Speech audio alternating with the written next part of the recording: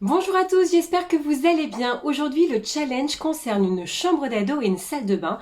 Dans ces deux pièces, je vais devoir repenser l'aménagement et la déco. Pour vous situer un peu, la flèche noire représente l'accès à la salle de bain et la flèche rouge l'accès à la chambre.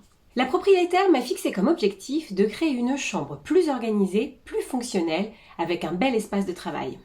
Quant à la salle de bain, tout en longueur, je dois remplacer la baignoire par une douche, y faire entrer une double vasque ainsi que la machine à laver. Du coup, il n'y a plus qu'à pousser les murs.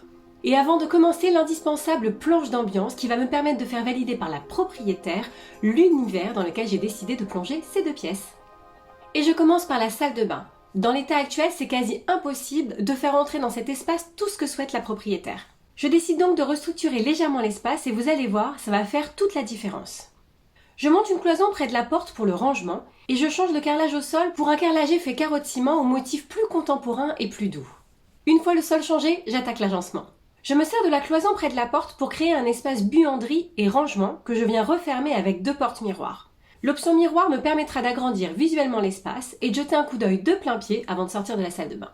À côté de mon espace de rangement, je fais installer jusqu'à mi-hauteur un carrelage effet zélige. On le retrouvera également tout à l'heure dans la douche. J'installe mon meuble et mes deux vasques à poser, sublimés par des robinets noirs mat, un joli miroir, deux appliques, un peu de déco, et je pense que je me rapproche de l'objectif fixé par la propriétaire. Quant à l'espace que j'ai modifié sur le plan, il me permet d'installer une grande douche à l'italienne et d'avoir une meilleure circulation dans cette salle de bain qui servira à tout l'appartement.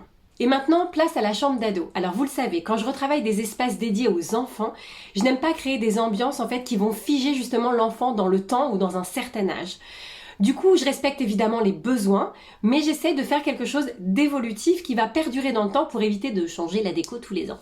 Je vais commencer par l'aspect fonctionnel en travaillant les espaces de rangement. Et pour optimiser au maximum ce meuble semi-sur-mesure, j'utilise l'espace au-dessus de la porte d'entrée.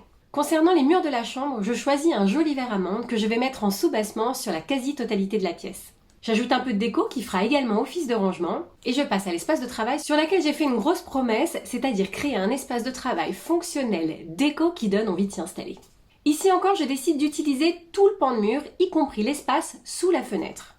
À droite, la zone de travail habituelle et à gauche, une banquette qui permettra de travailler de façon plus décontractée ou de se détendre autrement qu'affalée sur son lit. Syndrome des ados quand même. Vous pouvez remarquer que j'ai mis un maximum de rangement, maintenant on accessoirise. Ici j'opte pour un rose et un vert subtil et moderne.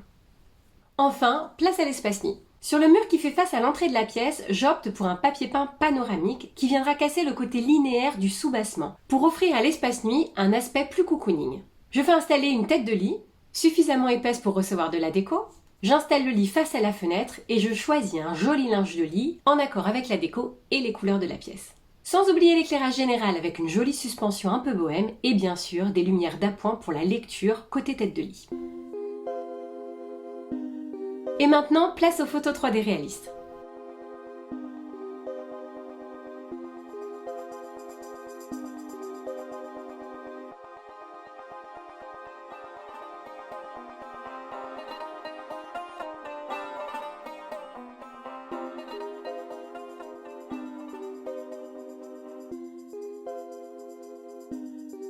Évidemment, on ne peut pas se quitter sans un peu de shopping.